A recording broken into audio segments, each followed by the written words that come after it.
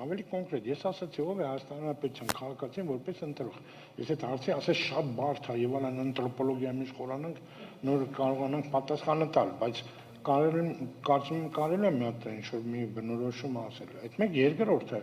Տիկին Սողանի նաև պատասխանից այսպես է, տեսեք, ձեր արծաթներից բխեց, որ նույն խնդիրը միտեղ կարող է դրական ազդեցություն ունենալ, միտեղ կարող է բացասական, օրինակ ես անձամբ չեմ հարգի այն ընտրողին, որ Ջենիֆեր Լոպեսին նայելով պետք է ընտրի իր ապագան, չէ, արդյունքում այն քաղաքական ուժը, որ կփորձի օրինակ Ջենիֆեր Լոպեսի միջոցով գրավել ինձ, իմ աչքին ավելի հեղինակազրկվելու է։ Այսինքն միանշանակ ասել, որ մի բանը բոլորի վրա այսպեսի վատ ազդեցություն է ունենում, դա երևի թե ճիշտ չէ։ Հիմա խնդրեմ, պարոն Արտեմանյան։ Շնորհակալ եմ, ես մտածում եմ վերջում պարոն Վարդաշյանը զաչոտիկն է ուզելու գնալ։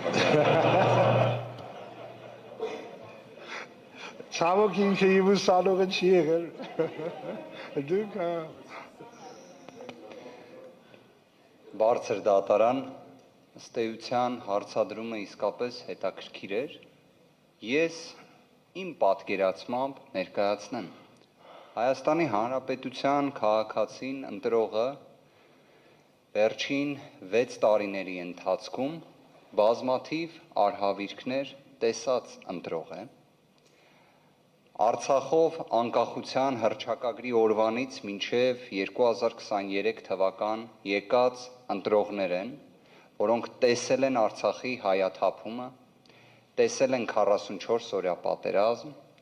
տեսել են հազարավոր զոհերի, տեսել են հենց այս պահին, երբ մենք խոսում ենք Բաքվի բանտում մեր հայրենակիցներին, եւ այդ պայմաններում, այո, Հայաստանի Հանրապետության քաղաքացին, ով պետք է ընտրություն կատարի,